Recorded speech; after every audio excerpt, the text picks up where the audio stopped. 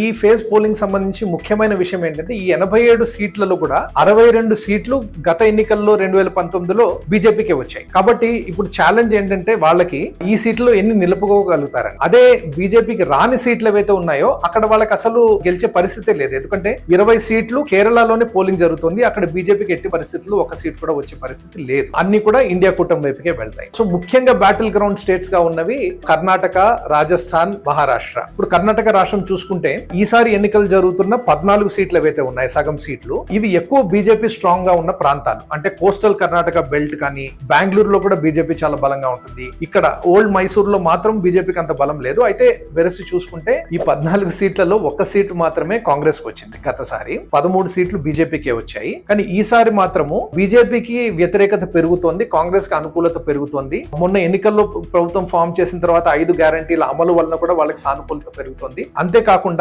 ఒక మతతత్వ ధోరణిలో బీజేపీ వెళ్తోంది కాబట్టి దానికి వ్యతిరేకత ఏదైతే ఉందో, బెంగళూరు లాంటి చోట కూడా ఎక్కడైతే బీజేపీ స్ట్రాంగ్ హోల్డ్ ఉందో అక్కడ కూడా వాళ్ళకి వ్యతిరేకత పెరుగుతోంది. బెంగళూరులో కూడా కొన్ని సీట్లు కాంగ్రెస్ వైపు రావచ్చు అనేది క్షేత్రస్థాయి పరిశీలన తెలుపుతోంది. మొత్తం మీద చూసుకుంటే ఈ రోజు వెళ్తున్న 14 సీట్లలో కనీసం 5 సీట్లు బీజేపీ ఖాతాలోంచి కాంగ్రెస్ ఖాతాలోకి వచ్చే అవకాశం ఉందని తెలుపుతున్నాయి. ఇప్పుడు ఈ దిన కర్ణాటక అని సంస్థ ఏదైతే చాలా మంచి పోలింగ్ చేస్తుందని గత ఎన్నికల్లో కూడా తేలిందో, వాళ్ళ సర్వేల ప్రకారము కనీసము 12 నుంచి 15 సీట్లు ఈసారి కాంగ్రెస్ కు వస్తాయని. గత ఎన్నికల్లో అయితే వాళ్ళకి 2-3 మాత్రమే వచ్చాయి.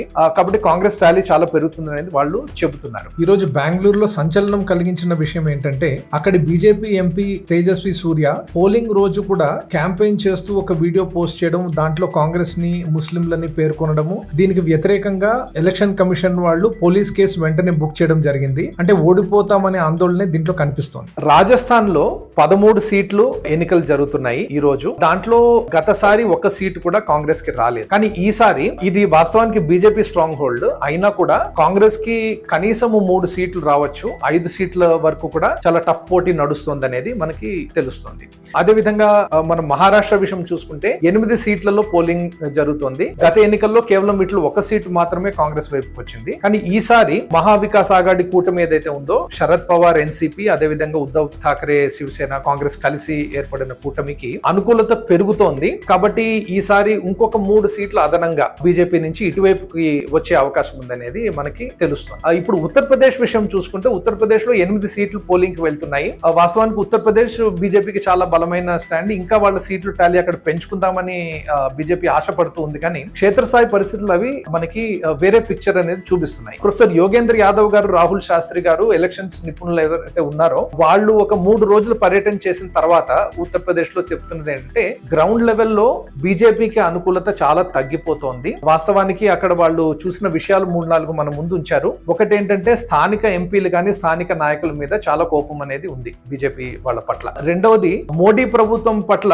కొన్ని వర్గాల వాళ్ళ కోపం ఉంది, చాలా వర్గాల వాళ్ళకి ఉదాసీనత ఉంది. అంటే ఉత్సాహం లేదు మళ్ళీ మోడీని ఎన్నిక చేసుకోవాలి. వాస్తవానికి సాధారణ ప్రజలు కూడా చెప్తున్నది ఏంటంటే మూడోసారి మళ్ళీ అదే ప్రభుత్వం వస్తే అది ఒక నియంతృత్వం వైపు దారి తీస్తుంది అనేది చాలా మంది ప్రజలు కూడా ఎక్స్ప్రెస్ చేస్తున్నారు. అంతేకాకుండా వాళ్ళకి ముఖ్యమైన అంశాలు దేని మీద ఓటింగ్ చేస్తున్నారు అన్నప్పుడు ఉత్తరప్రదేశ్ లో కూడా వాళ్ళు నిరుద్యోగము, ధరల పెరుగుదల, అదే విధంగా గ్రామాల్లో అయితే ఈ ఆవారాగా పశువులు ఏవైతే ఉన్నాయో అక్కడంతా కూడా వాటి సమస్య మీద కూడా ప్రజలు స్పందిస్తున్నారు. అంతేగాని రామ మందిరం గురించే ఉత్తరప్రదేశ్ వాళ్ళు ఓటేస్తారు అనుకునేది మాత్రం ఆ అంచనా పూర్తిగా తప్పు. కాబట్టి ఇవన్నీ కలిపి చూసుకుంటే క్షేత్రస్థాయిలో బీజేపీకి గత ఎన్నికలలో 80 సీట్లు 62 బీజేపీకి వచ్చాయి. ఈసారి 50 కూడా దాటే అవకాశం లేదనేది మనకి తెలుపుతున్నారు. కాబట్టి ఈ 8 సీట్లు ఏవైతే ఈసారి ఎన్నికలకు వెళ్ళాయో దాంట్లో ఒక 3 సీట్లు ఫ్లిప్ అయ్యే అవకాశం ఉంది. 2 లేదా 3 సీట్లు ఫ్లిప్ అయ్యే అవకాశం ఉందని చెప్తున్నారు.